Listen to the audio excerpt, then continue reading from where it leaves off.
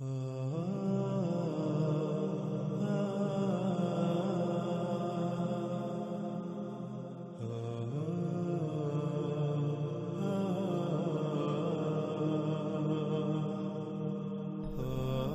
ناظرین، وہ تمام کے تمام انسان جو کھیتی باڑی سے تعلق رکھتے ہیں، جو کسان ہیں، وہ غور کریں کہ کیا انہوں نے دجال کو اپنا رب نہیں بنایا ہوا؟ کیا وہ نباتات اگانے کے لیے، فصلیں اگانے کے لیے اللہ سبحانہ و تعالیٰ پر، جس کا اللہ نے حکم دیا، یعنی فطرت پر انحصار کرتے ہیں، فطرت پر قائم ہیں، فطرت پر توکل کرتے ہیں، یا پھر وہ فصلیں اگانے کے لیے اسی ٹیکنالوجی پر، انہی ایجادات پر توکل کرتے ہیں؟ وہ زمین سے اگانے کے لیے کھادوں پر توکل کرتے ہیں، وہ زمین سے بہتر فصل کے لیے انہی ادویات پر، انہی سپرے اور طرح طرح کے کیمیکلز پر توکل کرتے ہیں؟ کیا وہ فطرتی بیج استعمال کرتے ہیں یا پھر جنیاتی بیج، جینیٹیکلی موڈیفائیڈ بیج، بہتر اور زیادہ پیداوار کے حصول کے لالچ میں؟ تو کیا آج آپ دجال کو اپنا رب نہیں بنا چکے؟ اور یہ دعوت آپ کو کس نے دی؟ دجال کے اسی راز نے جو دن رات، یعنی میڈیا، جو دن رات آپ کے بالکل سامنے سے آپ کو اپنی طرف کھینچتا ہے، دجال کو اپنا رب بنانے کی دعوت دیتا ہے، وہ فطرت کی بجائے انہی مشینوں پر توکل کرنے کی دعوت دیتا ہے، انہی ایجادات پر، انہی اشیاء پر توکل کرنے کی دعوت دیتا ہے جن کو انسان نے اپنے ہی ہاتھوں سے اللہ سبحانہ و تعالیٰ کے مقابلے پر خلق کیا۔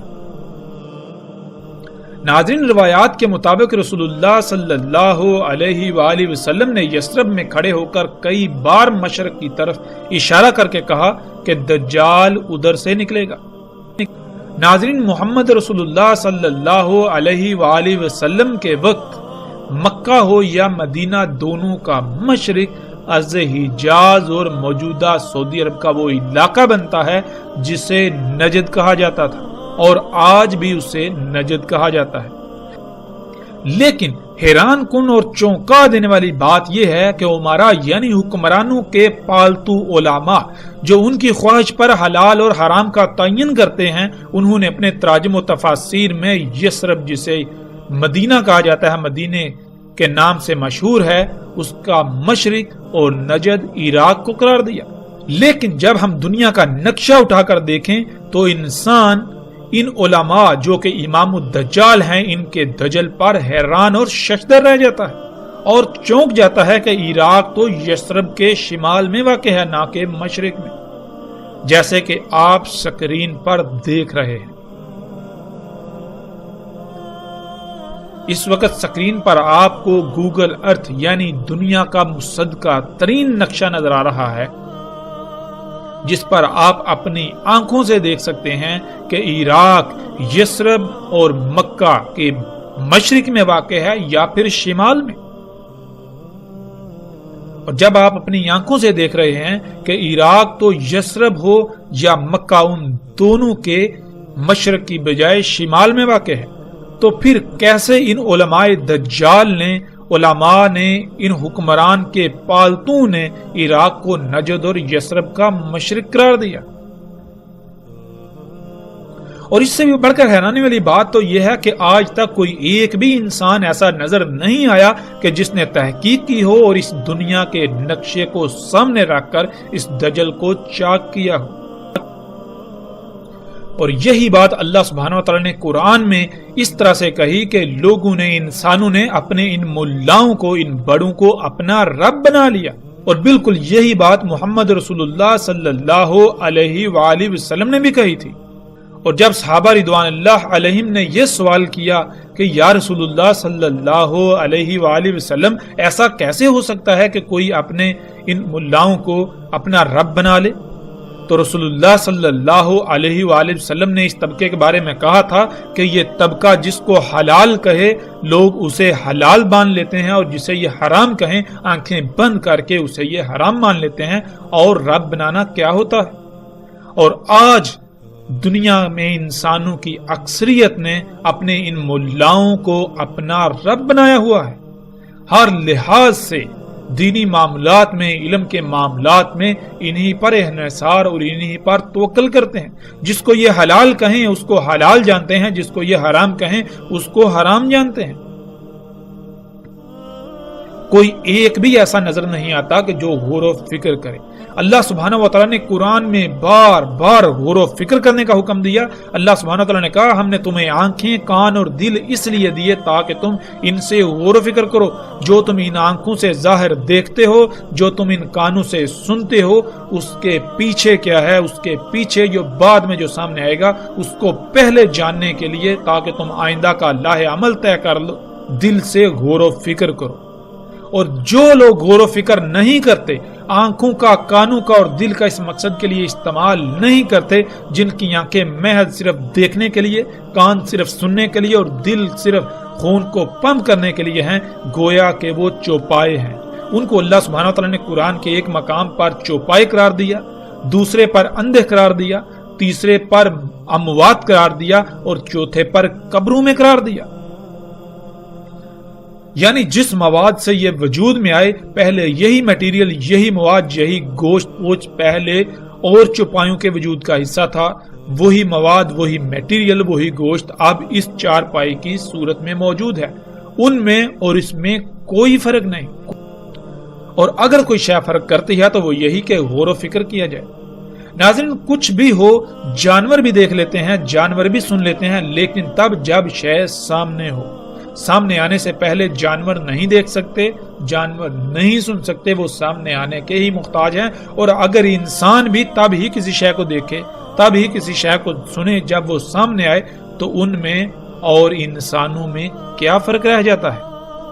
انسان کو تو زمین پر لایا گیا تھا اس امتحان کے لیے کہ اس نے کہا تھا کہ میں زمین کا نظام چلا سکتا ہوں، میں دنیا کا نظام چلا سکتا ہوں۔ اللہ نے کہا تھا کہ نہیں، تو نہیں چلا سکتا، اگر تو نظام چلا سکتا ہے تو یہ لے، بطور امتحان چلا کر دکھا۔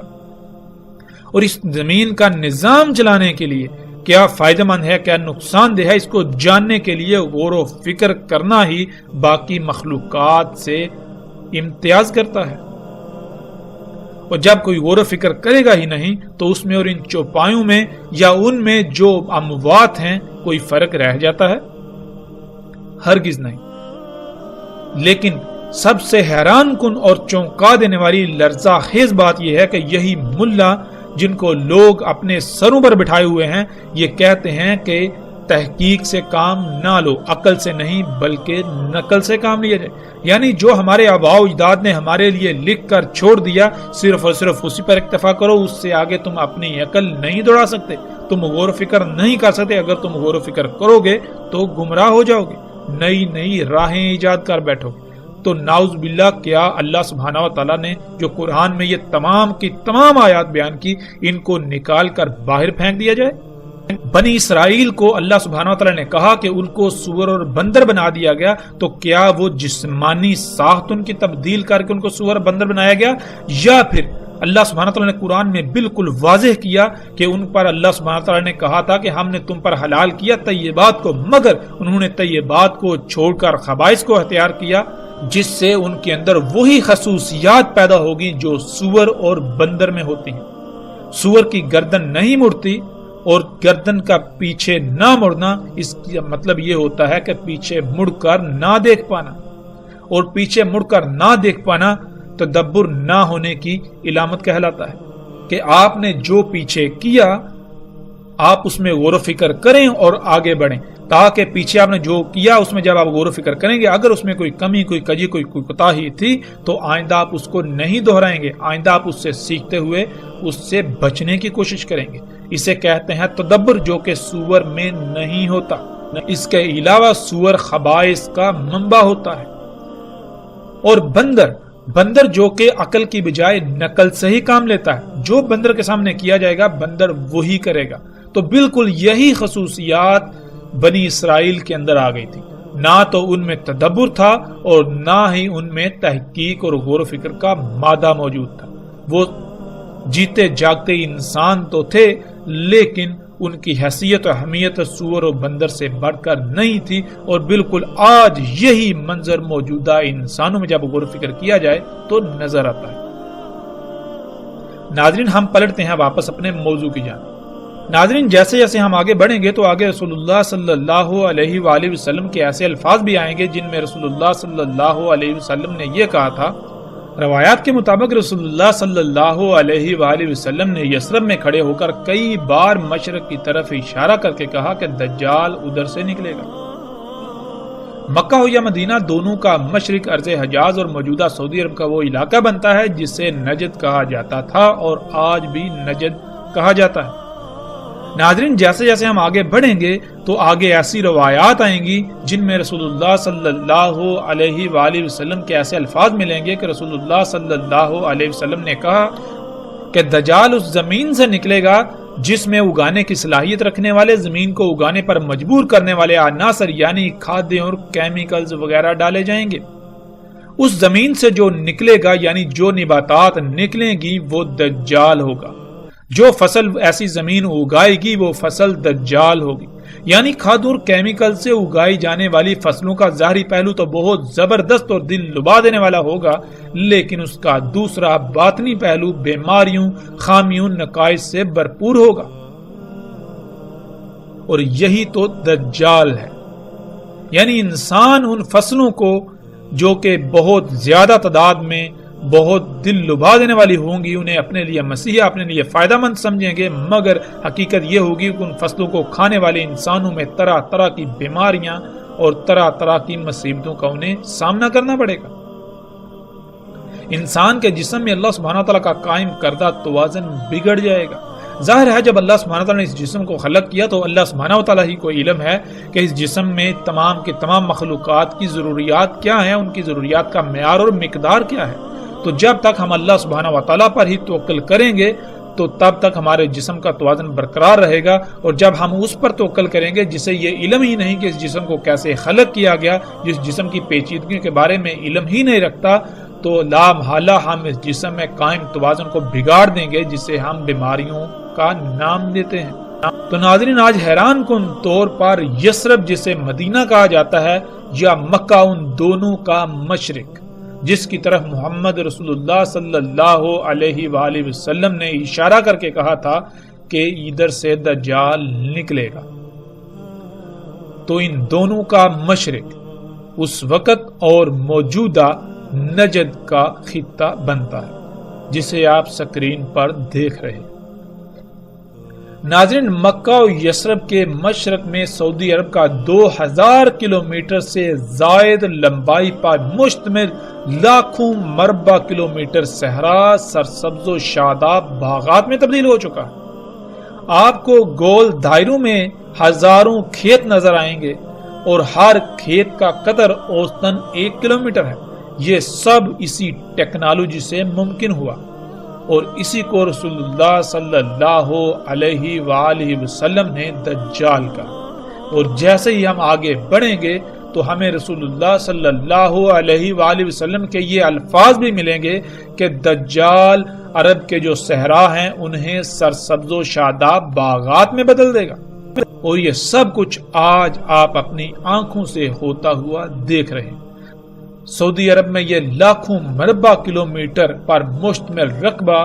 جس سے جو فصلیں حاصل کی جا رہی ہیں وہ سب کا سب دجال ہے. وہ تمام کی تمام فصلیں دجال ہیں. یعنی وہ ظاہراً تو بہت خوشنما ہیں لیکن ان فصلوں کو کھانے والے جاندار ہوں یا انسان یا وہ حشرات ہوں، وہ سب کے سب طرح طرح کی بیماریوں کا شکار ہو رہے ہیں. ان مخلوقات کا ایک ظاہری پہلو تو خوشنما ہے لیکن ان کا جو باطنی پہلو ہے وہ ہر لحاظ سے عیب زدہ ہے.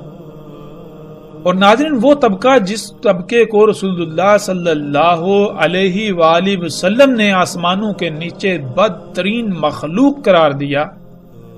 یہی علماء دجال جن کے دجل کی اصل حقیقت آپ تصاویر میں دیکھ رہے ہیں. آج تک شمال کو مشرق بنا کر پیش کیا جاتا رہا. رسول اللہ صلی اللہ علیہ وآلہ وسلم نے مکہ و یثرب کے مشرق والی زمین سے دجال کے نکلنے کا بتایا تو انہی علماء دجال نے حکمرانوں کے پالتو نے اس کو عراق بنا دیا کہ مشرق میں عراق واقع ہے، حالانکہ مشرق میں سعودی عرب کا نجد ہے نہ کہ عراق. عراق تو سعودی عرب کے شمال میں واقع ہے، اور سکرین پر نظر آنے والی تصاویر میں آپ یہ سب اپنی آنکھوں سے دیکھ رہے ہیں۔ ناظرین، جس روایت پر ہم بات کر رہے تھے واپس پلٹتے ہیں اسی کی طرف، اس کے اگلے حصے کی طرف۔ اس کے اگلے حصے میں رسول اللہ صلی اللہ علیہ وآلہ وسلم نے کہا، اور زمین کو امر کرے گا پس وہ اگائے گی، پس ان پر طاقتور سپرے کرے گا، وہ فصلیں اور جانور وغیرہ جلدی بڑے ہو جائیں گے۔ نہیں تھا ان کے لیے کیا گیا اتنا جلدی بڑا ہونا، اور ضرورت سے زیادہ ان کے تھن دودھ سے بھر جائیں گے اور محدود وقت میں شکم بار ہو جائیں گے۔ ناظرین، رسول اللہ صلی اللہ علیہ وآلہ وسلم کے الفاظ کے عین مطابق آج ٹیکنالوجی زمین کو حکم دیتی ہے تو زمین اگاتی ہے، اور ان فصلوں پر طرح طرح کے کیمیکلز کی سپرے کی جاتی ہے، جس سے وہ فصلیں اپنے وقت سے بہت پہلے جلدی بڑی ہو جاتی ہیں، اور ان فصلوں اور ایسی خوراکوں اور ایسے اجزاء کو کھانے والے جانوروں کے تھن حد سے زیادہ دودھ سے بھر جاتے ہیں، اور انہی فصلوں کو کھا کر جانور موٹے تازے ہو جاتے ہیں۔ یہ سب کچھ آج ہم اپنی آنکھوں سے ہوتا ہوا دیکھ رہے ہیں۔ نہ صرف ہوتا ہوا دیکھ رہے ہیں بلکہ ہم خود بھی اسی ٹیکنالوجی کو اپنا رب بنائے ہوئے یہی سب کچھ کر رہے ہیں۔ ناظرین، غور و فکر کریں کہ کیا آج آپ بھی یہ سب کچھ نہیں کر رہے؟ اگر آپ یہ سب کچھ کر رہے ہیں تو پھر آپ دجال کو اپنا رب بنائے ہوئے ہیں، آپ دجال کے فتنے کا شکار ہیں۔ ناظرین، کھادوں سے، ان کیمیکل سے، ان سپرے سے جو فصلیں اگتی ہیں وہ دیکھنے میں بہت بھلی لگتی ہیں، لیکن یہ صرف ظاہراً اچھی ہیں، مگر ان کا باطن لا تعداد بیماریوں سے بھرا پڑا ہے۔ یہی تو دجل ہے کہ ہر کوئی انہیں دیکھ کر اپناتا ہے، حاصل کرتا ہے، دیکھنے میں یہ سب بہت اچھا لگتا ہے، لیکن جب یہی انسان اور جانور کھاتے ہیں تو وہ مفلوج ہو جاتے ہیں، ان کو طرح طرح کی بیماریاں لاحق ہو جاتی ہیں، بچے وقت سے پہلے بالغ ہو جاتے ہیں، انسانوں کی عمریں کم ہو جاتی ہیں، جسم کمزور ہو جاتے ہیں، طرح طرح کی بیماریوں کا شکار ہو جاتی ہیں۔ بالکل اسی طرح دودھ تو زیادہ حاصل کر لیا جاتا ہے، لیکن ان غیر فطری طریقوں سے دجال پر توکل کرنے سے حاصل شدہ ہر شے کا ظاہری پہلو تو بہت خوشنما ہوتا ہے، لیکن اس کا باطن محض زہر ہی ہوتا ہے۔ یہی وہ دجل ہے آج جس کا ہر کوئی شکار نظر آتا ہے، اور کوئی بھی اسے پہچان نہیں پا رہا اور نہ ہی پہچاننا چاہتا ہے۔ اور ناظرین، غور کریں، وہ لوگ جو کسان ہیں، جو برصغیر سے تعلق رکھتے ہیں، کہ سن 2000 کے آس پاس کی بات ہے کہ جانوروں کو ایک نئی بیماری کا سامنا کرنا پڑا کہ دیکھتے ہی دیکھتے جانور کو سانس کی پرابلم ہوتی، اس کے منہ سے جھاگ نکلنا شروع ہو جاتی، 1 2 زیادہ سے زیادہ 3 اور 4 دن کے اندر اندر جانور کی موت ہو جاتی، وہ کھانا پینا چھوڑ دیتا، اس کو سانس بھی بہت مشکل سے آتی، سانس لینے میں انتہائی مشکل کا سامنا کرنا پڑتا، یہاں تک کہ جب وہ سانس لیتا تو اس کے گلے سے غرارے کی آواز آتی، جیسے کہ اس کے گلے سے سانس انتہائی مشکل سے گزر پا رہی ہے۔ اور اس بیماری سے برصغیر میں لاکھوں نہیں کروڑوں کی تعداد میں جانوروں کی ہلاکت ہوئی، دیکھتے ہی دیکھتے۔ اس بیماری کو گل گوٹو کا نام دیا گیا، لیکن آج تک کسی نے بھی اس بیماری کی اصل وجوہات کو سامنے لانے کی کوشش ہی نہیں کی۔ کسی نے آج تک کسانوں کو اس کی حقیقت کے بارے میں نہیں بتایا۔ وہ سیدھے سادے کسان جو زبان سے اللہ پر توکل کے دعوے دار ہیں، لیکن وہ دجال کو اپنا رب بنا بیٹھے، انہیں اس بات کا شعور اور علم ہی نہیں کہ یہ سب اسی دجال کی وجہ سے ہوا۔ انہوں نے اپنے اس نقصان کی ذمہ داری، اپنے جانوروں کی موت کی ذمہ داری اللہ کے اوپر ڈال دی کہ یہ سب اللہ کا کیا ہوا ہے، یہ سب اللہ کی مرضی سے ہوا ہے، حالانکہ یہ اللہ کے اوپر بہت بڑا بہتان ہے۔ اللہ سبحان ہے، اللہ ایسی تمام کی تمام نیگیٹیوٹی سے پاک ہے، اللہ کے لیے ہے ہی حمد، تو کیسے اس چیز میں حمد ہو سکتی ہے جس میں خامیاں، خرابیاں اور کوتاہیاں ہوں؟ کجیاں ہوں. اللہ کہتا ہے میں اپنے کسی کام میں کوئی کجی نہیں چھوڑتا, کوئی عیب نہیں چھوڑتا, کسی قسم کی کوئی لاپرواہی نہیں کرتا, کوئی کوتاہی نہیں کرتا. میری ہر خلق, ہر شے, میرا ہر کام ہر لحاظ سے پرفیکٹ ہوتا ہے, اس میں حمد ہوتی ہے. تو ہم نے کیسے یہ جرت کی کہ اس اتنے بڑے الزام کو اللہ سبحانہ تعالیٰ کے اوپر عائد کرنے کی. اور ناظرین حقیقت کیا ہے؟ ناظرین حقیقت یہ ہے کہ سن 2000 کے آس پاس بر صغیر میں پہلی بار وہ سپرے مارکیٹ میں آئے, وہ سپرے مارکیٹ میں لائے گئے جنہیں آج فصلوں پر چھڑکا جاتا ہے. ان کیمیکل کمپنیوں نے مال کو پانی کی طرح بہایا, لوگوں کو خریدا, اپنے ایجنٹوں کو حرکت میں لائے, جس سے انہوں نے دن رات ایک کر کے کسانوں کو لالچ دے کر اپنے ان سپرے, اپنے ان کیمیکلز, ادویات کو بیچا. جب کسانوں نے ان ادویات کا, ان کیمیکلز کا بذریعہ سپرے اپنی فصلوں پر استعمال کیا تو فضا زہر آلود ہو گئی. وہ زہر آلود فضا سب سے زیادہ جانوروں پر اثر انداز ہوئی. دیکھتے ہی دیکھتے لاکھوں نہیں کروڑوں کی تعداد میں جانوروں کی اموات ہونا شروع ہوئی. کسی کو علم ہی نہیں ہوتا تھا کہ ہمارے گاؤں میں, ہمارے علاقے میں کسی نے پہلی بار یہ سپرے کی ہے جس سے فضا زہر آلود ہو گئی. اس فضا میں سانس لینے کی وجہ سے ہمارے جانوروں کی یہ حالت ہے. سب اس بات سے غافل, اس پہلو سے غافل, انہیں ادویات, انہیں کیمیکلز کے حصول میں لگے رہے اور انہیں اپنی فصلوں پر بذریعہ سپرے چھڑکتے رہے, جس سے پھر شروع کے کئی سال کچھ وقت تو جانوروں کو اموات کا سامنا کرنا پڑا, لیکن بعد میں جو جانور اسی فضا میں پلے بڑھے وہ اس کے عادی ہو گئے. روایت کے اگلے حصے میں رسول اللہ صلی اللہ علیہ وآلہ وسلم نے یہ کہا, پھر آئے گا ایک قوم کے پاس, یعنی لوگوں کے پاس انہیں دعوت دے گا, پس وہ پھیر دیں گے اس پر اس کے قول کو, پس وہ لوٹ جائے گا, پس وہ بنجر ہو جائے گی, کچھ بھی نہیں آئے گا ان کے اموال میں سے ان کے ہاتھوں میں. یعنی وہ دجال کے حکم کے بغیر اگائیں گے تو کچھ بھی نہیں اگے گا, جیسے کہ زمین بنجر ہوتی. یوں ان کے اموال سے کوئی شے ان کے ہاتھ میں نہیں رہے گی. جب زمین دجال کے حکم یعنی کھادوں وغیرہ اور مصنوعی بیجوں کے بغیر کچھ اگائے گی نہیں تو پھر ظاہر ہے ان کے اموال بھی ختم ہو جائیں گے, نہ ہونے کے برابر ہو جائیں گے. انہیں دنیاوی لحاظ سے خسارے کا سامنا کرنا پڑے گا. جانور دودھ وغیرہ نہ ہونے کے برابر دیں گے, بلکہ ان کے جانور زندہ ہی بمشکل رہیں گے. ناظرین, آپ آج یہ سب اپنی آنکھوں سے دیکھ رہے ہیں کہ دجال دعوت دیتا ہے, یعنی میڈیا پر کمرشلز آتی ہیں, ایڈورٹائزمنٹس آتی ہیں, جن میں طرح طرح کے مصنوعی بیجوں کی طرف دعوت دی جاتی ہے اور زیادہ اور دل لبا دینے والی پیداوار حاصل کرنے کے لیے کھادوں کے استعمال کی طرف دعوت دی جاتی ہے, یعنی یہ کہ ٹیکنالوجی کو اپنا رب بنانے کی دعوت دی جاتی ہے. اپنی ضروریات کو پورا کرنے کے لیے, اپنی ضروریات کو وجود میں لانے کے لیے انہی مشینوں, انہی اشیاء, اسی ٹیکنالوجی پر توکل کر دیں, اسی پر انحصار کرنے کی دعوت دی جاتی ہے. اور جو لوگ اس دعوت پر ایمان لاتے ہیں, اس دعوت کو یعنی میڈیا کی ان باتوں کو تسلیم کرتے ہوئے عمل کرتے ہیں, ٹیکنالوجی کو اپنا رب بناتے ہیں, تو ان کے کھیت حد سے زیادہ پیداوار دیتے ہیں, ان کے جانور حد سے زیادہ دودھ دیتے ہیں, ان کے جانوروں کی کوکھیں محدود وقت میں بڑھ جاتی ہیں, وہ خوشحال نظر آتے ہیں. لیکن جو لوگ جان جاتے ہیں کہ یہ سب دجل ہے, بے شک دیکھنے میں یہ سب اچھا ہے, لیکن یہ صرف اور صرف فساد ہے, اس طرح حاصل کر کے جو کچھ بھی استعمال کیا جائے گا اس کا انتہائی درجے کا نقصان ہے. ہر شے ابدار ہوگی, بیماریاں بڑھیں گی, بچے معذور اور مفلوج پیدا ہوں گے, اسی طرح ہر شے میں نقائص و خرابیاں پیدا ہو جائیں گی.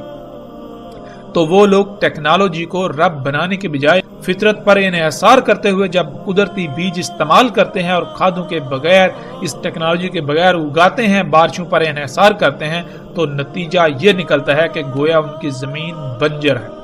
کچھ بھی نہیں اگتا. اور پھر ایسے حالات میں دنیا جہنم سے کم نہیں رہ جاتی. ایسے حالات میں پھر ثابت قدم رہنا انتہائی مشکل ہو جاتا ہے, اور اسی کا رسول اللہ صلی اللہ علیہ وآلہ وسلم نے حکم دیا تھا کہ اے اللہ کے غلاموں, یعنی اے وہ لوگوں جو اس وقت, اس دوران اللہ کی غلامی کر رہے ہوگے, ڈٹے رہنا, اللہ کی غلامی پر ثابت رہنا. یہ حقیقتاً ایسا فتنہ ہے کہ اس سے عظیم فتنہ کوئی اور ہو ہی نہیں سکتا۔ آج ہم اپنی آنکھوں سے دیکھ رہے ہیں کہ اکثریت نے دجال یعنی ٹیکنالوجی کو اپنا رب بنایا ہوا ہے۔ پھر اسی روایت کے اگلے حصے میں رسول اللہ صلی اللہ علیہ وآلہ وسلم نے کہا، اور امر کرے گا اس سے یعنی زمین کو اپنے ان آلات کے ذریعے جن آلات سے زمین کو پھاڑا جاتا ہے، زمین میں سوراخ نکالے جاتے ہیں، زمین کو کھودا جاتا ہے، ایسے آلات سے زمین کو پھاڑے گا، اس میں سوراخ کرے گا زمین کی گہرائیوں سے کچھ نکالنے کے لیے، ان آلات کے ساتھ زمین کو پھاڑے گا، اسے کھوکھلا کرے گا، کمزور کرے گا، پس کہا جائے گا اس کو یعنی زمین کو نکال اپنے خزانے، پس اس سے یعنی ان آلات کی مدد سے ان آلات کے پیچھے زمین اپنے خزانے ایسے نکال دے گی جیسے کھجور کی شاخیں۔ ناظرین، اسی ٹیکنالوجی کی مدد سے آج زمین کو پھاڑا جاتا ہے، یعنی زمین کو یہ امر کیا جاتا ہے کہ تو اپنے خزانے باہر نکال، اپنی وہ قیمتی ترین اشیاء جو تو نے اپنے اندر چھپا کر رکھی ہوئی ہیں ان کو باہر نکال۔ انہی مشینوں سے آج زمین کو پھاڑا جاتا ہے، اسے کھوکھلا کیا جاتا ہے۔ زمین کے خزانے اسی ٹیکنالوجی کے پیچھے بالکل اسی طرح نکلتے ہیں جیسے کہ کھجور کی شاخیں ہوں۔ ناظرین، سب سے پہلے کھجور کی شاخوں کو دیکھیں اور اس کے بعد رسول اللہ صلی اللہ علیہ وآلہ وسلم کے الفاظ کو ذہن میں رکھتے ہوئے تصاویر کو دیکھیں تو آپ چونک جائیں گے کہ کیسے رسول اللہ صلی اللہ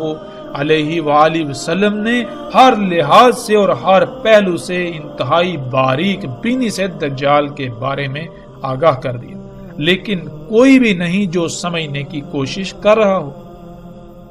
آپ سکرین پر نظر آنے والی یہ تصاویر دیکھ رہے ہیں کہ بالکل کھجور کی شاخوں کی طرح زمین کو پھاڑا جاتا ہے اور اس کے خزانے یعنی اس کی قیمتی ترین شے جسے آج خام تیل کہا جاتا ہے اس کو باہر نکالا جاتا ہے، اور اس سے پھر پوری دنیا کو انسانوں نے اپنے لیے جنت یعنی آسائشوں، سہولتوں اور آسانیوں سے بری ہوئی جگہ بنا دیا۔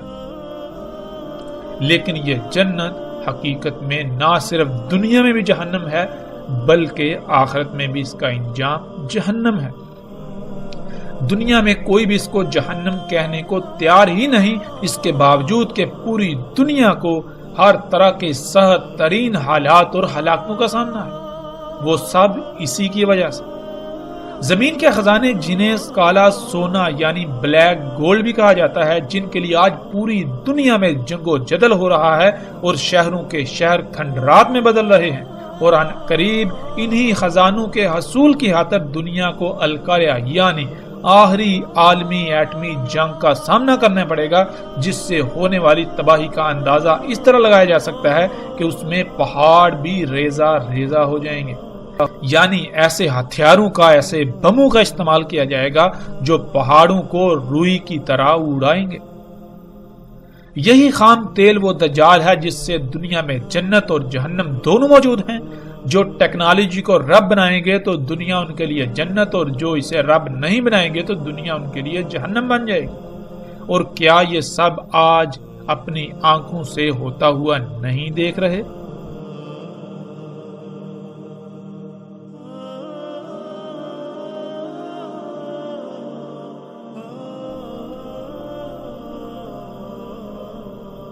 بلا شک و شبہ آج ہم یہ سب اپنی آنکھوں سے ہوتا ہوا دیکھ رہے ہیں۔ اس کے باوجود اگر ہم حقائق سے آنکھیں چرانا چاہتے ہیں، آنکھیں بند کر کے انہی طرح طرح کی کہانیوں کو سننا چاہتے ہیں، انہی کو تسلیم کرنا چاہتے ہیں، محظوظ ہونا چاہتے ہیں، تو فیصلہ ہمارے ہاتھ میں ہے۔ ہم چاہیں تو آنکھوں نظر آتا حق اسے تسلیم کریں اور عملاً میدان میں اتریں، اور اگر چاہیں تو ہم حق سے آنکھیں بند کر کے دین کو قصے و کہانیوں کا نام دیتے ہوئے انہی قصے و کہانیوں سے محظوظ ہوتے رہیں، اور اس طبقے کو جو اپنے کو علماء کہلاتا ہے اسے سر پر بٹھائے ہوئے اس کو اپنا رب بنائے رہیں۔ رسول اللہ صلی اللہ علیہ وآلہ وسلم نے کہا دجال نکلے گا زمین سے مشرق سے،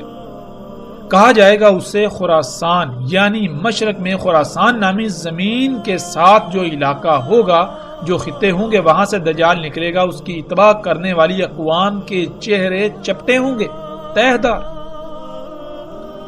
ناظرین، رسول اللہ صلی اللہ علیہ وآلہ وسلم کے الفاظ کے عین مطابق آج خراسان کی زمین کے ساتھ جو علاقے ہیں، جنہیں چین، جاپان اور تائیوان وغیرہ کہا جاتا ہے،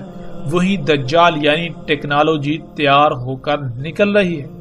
اور اس کی اتباع یعنی اس کے پیچھے، ان ایجادات، اس دجال کے پیچھے جو اقوام ہیں، وہ بالکل وہی قومیں ہیں جن کے چہرے چپٹے ہیں، جیسا کہ سکرین پر نظر آنے والی تصاویر میں آپ دیکھ سکتے ہیں۔ اور آج ٹیکنالوجی کا ایک بڑا حصہ یہیں سے تیار ہو کر پوری دنیا میں پھیلتا ہے۔ یہ دجال یہیں اسی خطے میں تیار ہوتا ہے اور پھر یہیں سے پوری دنیا میں جاتا ہے۔ یہ طرح طرح کی ایجادات، یہ مشینیں، یہ انسان کے اپنے ہی ہاتھوں سے خلق کردہ اللہ کے مقابلے پر اشیاء، یہ یہیں پر خلق ہوتی ہیں، اور ان کے پیچھے یہی قومیں جن کے چہرے چپٹے ہیں، جیسے کہ تہ دار ہوں۔ ناظرین، بغیر کسی شک و شبے کے آج دنیا کے مشرق سے یہ ٹیکنالوجی نکل رہی ہے، اور وہ قومیں اس دجل کی اتباع میں اسے خلق کر رہی ہے، جس کی نشاندہی محمد رسول اللہ صلی اللہ علیہ وآلہ وسلم نے آج سے 14 صدیاں پہلے ہی کر دی تھی۔ دنیا کے مشرق میں چین، تائیوان، جاپان وغیرہ ہیں، اور انہی ممالک سے ٹیکنالوجی وجود میں آ کر پوری دنیا میں پھیلتی ہے، خواہ وہ گاڑیاں ہوں، الیکٹرانکس کا سامان ہو، یا آج کے دور میں جنہیں ہم مصنوعات کا نام دیتے ہیں، سب کا سب آج انہی ممالک بالخصوص چین میں خلق کیا جا رہا ہے، اور ان لوگوں کے چہرے بھی بالکل رسول اللہ صلی اللہ علیہ وآلہ وسلم کے بتائے ہوئے الفاظ کے عین مطابق چپٹے ہیں، اور اسی طرح ان کی ناکیں بھی چپٹی ہیں۔ پوری دنیا میں جو فصلیں اگائی جا رہی ہیں، ان کے بیج بھی یہیں پر تیار کیے جا رہے ہیں، یہیں پر خلق کیے جا رہے ہیں، بیجوں میں یہیں پر مداخلت کی جا رہی ہے۔ یہی چپٹے چہروں والی قومیں اس سب کے پیچھے ہیں، اس سب کو کر رہی ہے۔ رسول اللہ صلی اللہ علیہ وآلہ وسلم نے کہا کہ اس میں کچھ شک نہیں، وہ یعنی دجال شام اور عراق کے درمیان خالی جگہ سے، یعنی جہاں آبادی وغیرہ کچھ بھی نہیں، خالی میدانی یا صحرائی علاقے ہیں، وہاں سے نکلے گا۔ ناظرین، پیچھے بھی سرحد سے گزر چکا اور آگے بھی آئے گا کہ زمین کا خون، یعنی زمین سے نکلنے والا خام تیل دجال ہے۔ اسی سے دنیا جنت اور جہنم بنی ہوئی ہے،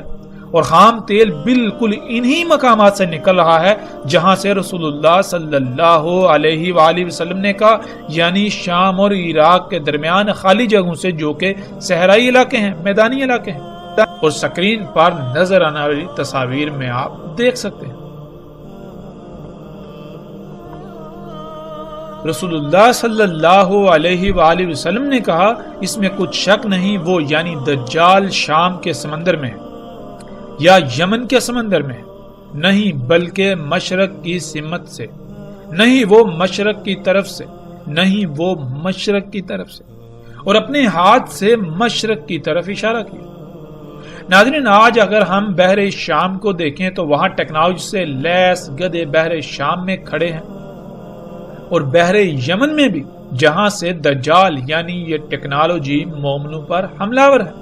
اور جیسا کہ پیچھے گزر چکا، دجال یعنی ٹیکنالوجی مشرق سے ہی نکل رہی ہے، روایت کا ایک ایک لفظ اس بات پر پورا اترتا ہے۔ رسول اللہ صلی اللہ علیہ وآلہ وسلم کا یہ فرمانا کہ وہ بحر شام میں ہے، پھر یمن میں کہنا، اور پھر یہ کہنا کہ نہیں بلکہ مشرق سے نکلے گا، اس کا مطلب ہرگز یہ نہیں ہے کہ رسول اللہ صلی اللہ علیہ وآلہ وسلم خود ہی ایک بات کر کے اس کی تردید کر رہے ہیں، بلکہ یہ وقت پر منحصر ہے کہ ایک وقت میں ایک جگہ سے نکل رہا ہے، پھر دوسرے وقت میں دوسری جگہ سے، اسی طرح کسی تیسری جگہ سے۔ عربی کا اسلوب ہی یہی ہے کہ جب ایسا معاملہ ہو تو بات ایسے ہی کی جاتی ہے۔ اور آج حیران کن طور پر جن جن جگہوں کی رسول اللہ صلی اللہ علیہ وآلہ وسلم نے نشاندہی کی، وہیں ان جگہوں سے یہ دجال نکل رہا ہے، یہ سب کچھ نکل رہا ہے۔ وہ تمام کی تمام اشیاء جنہیں انسان اپنے لیے مسیحا سمجھتا ہے، لیکن حقیقتاً وہ مسیحا نہیں، حقیقتاً وہ یہ دجل ہے۔ پوری دنیا کو تباہیوں ہلاکتوں کا اسی کی وجہ سے سامنا کرنا پڑ رہا ہے، پوری دنیا میں اسی کی وجہ سے فساد ہے۔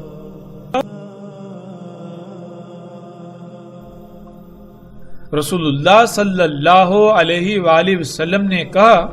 بلکہ وہ عراق کے سمندر میں ہے، نکلنے کے وقت نکلے گا، اس خطے سے، اس علاقے سے کہا جائے گا اس کو اصبہان۔ رسول اللہ صلی اللہ علیہ وآلہ وسلم نے کہا دجال نکلے گا عراق سے۔ ناظرین، روایات میں ان مقامات کے علاوہ بھی کچھ مقامات کا ذکر آیا ہے، اور جن مقامات کا ذکر آیا ہے بالکل انہی مقامات سے آج خام تیل نکل رہا ہے، جس سے دنیا آج جنت اور جہنم کا منظر پیش کر رہی ہے۔ اسی خام تیل سے تمام کے تمام مصنوعات بن رہی ہیں، اور اسی خام تیل سے آگ و بارود بن رہا ہے۔ جو اس ٹیکنالوجی کو یعنی دجال پر ایمان لاتے ہیں ان کے لیے دنیا جنت بن چکی ہے، اور جو اس پر ایمان نہیں لاتے بلکہ اللہ کو اپنا رب بناتے ہیں یعنی فطرت پر توکل کرتے ہیں، تو ان کے لیے اس دنیا میں کچھ بھی نہیں سوائے آگ و بارود کے، سوائے سختیوں کے، سوائے طرح طرح کی آزمائشوں کے۔ یہی دجال ہے اور یہی اس کی جنت و جہنم، یہی اس کی جنت و آگ۔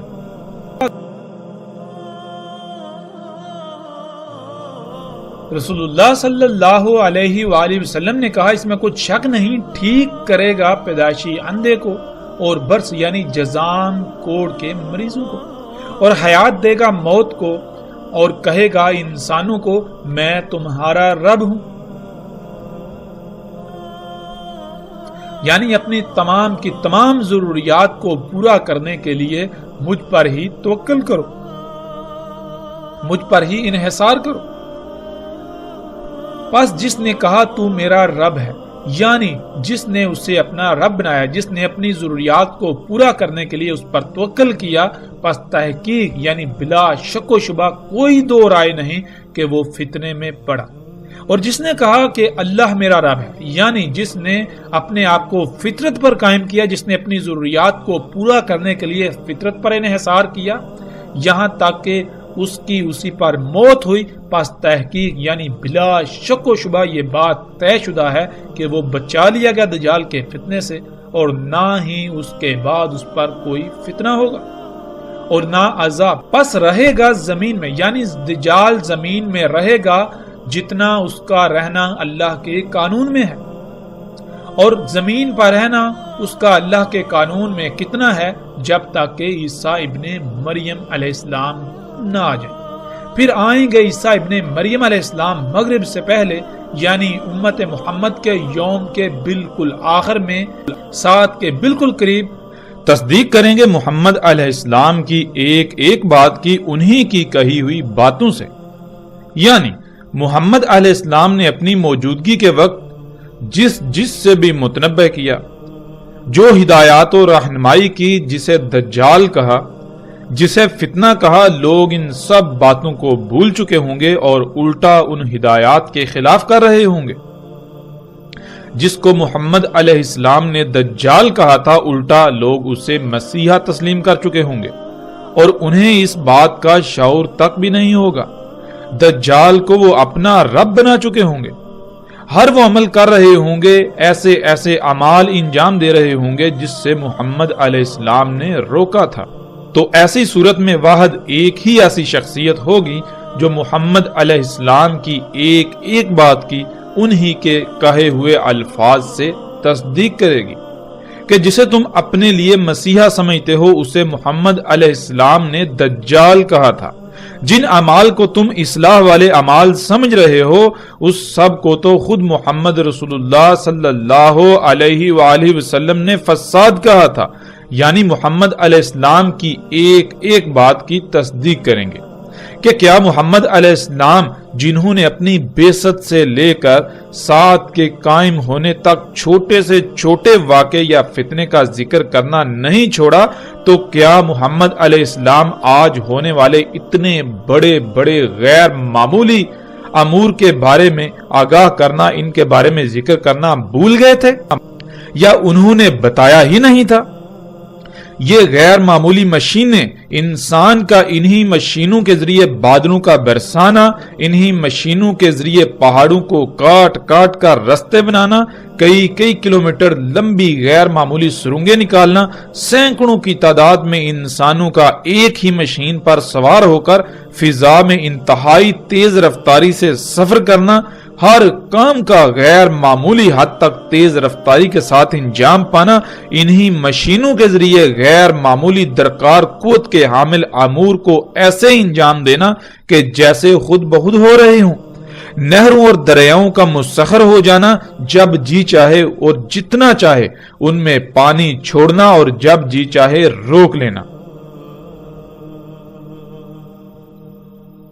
زمین سے اپنی مرضی کے مطابق غیر معمولی طور پر کم وقت میں اور کئی گنا زیادہ فصلیں اگانا، ہر طرح کی فصلیں جو سال میں کسی مخصوص خطے اور مخصوص موسم و آب و ہوا میں ایک ہی بار اگتی تھی، انہیں پورے سال میں کہیں بھی اور کسی بھی موسم میں اگانا، یہاں تک کہ ایسے ایسے غیر معمولی امور انجام پا رہے ہیں، اور وہ سب کچھ آج ہو رہا ہے کہ اگر کوئی چند صدیاں پہلے کا شخص اس دنیا میں واپس آئے تو اسے یہ یقین ہی نہیں ہوگا کہ وہ اسی دنیا میں واپس آیا ہے جہاں وہ پہلے تھا،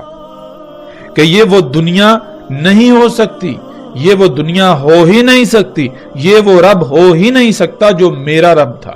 اور ہے،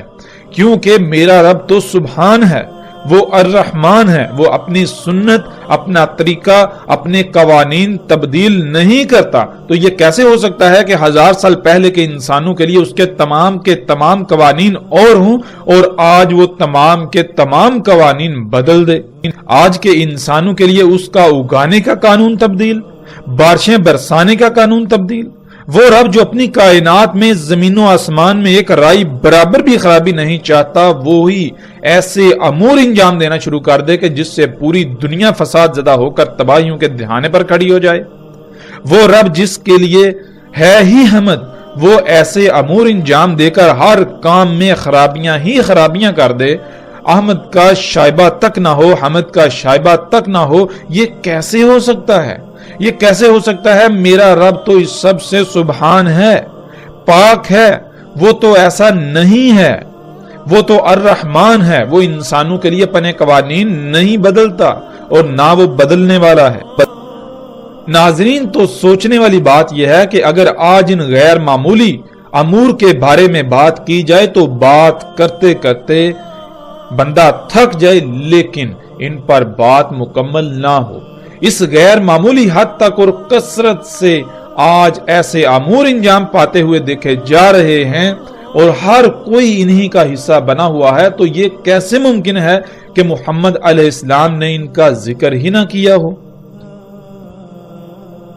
وہ اللہ کے رسول محمد علیہ السلام جنہوں نے کسی چھوٹے سے چھوٹے فتنے کو بھی کھول کھول کر بیان کیا، ان کی بعثت سے لے کر ساتھ کے قیام تک جو کچھ بھی ہونا تھا سب کا سب کھول کھول کر بیان کر دیا، تو یہ کیسے ہو سکتا ہے کہ اسی اللہ کے رسول نے ان غیر معمولی اور اس وقت کے مطابق ناقابل تصور امور کے بارے میں ذکر نہ کیا ہو؟ محمد علیہ السلام پر ایمان لانے کے تو بہت بڑے بڑے دعوے کیے جاتے ہیں، لیکن کیا اپنے اعمال سے انہی کی ہر بات کا کفر نہیں کیا جا رہا؟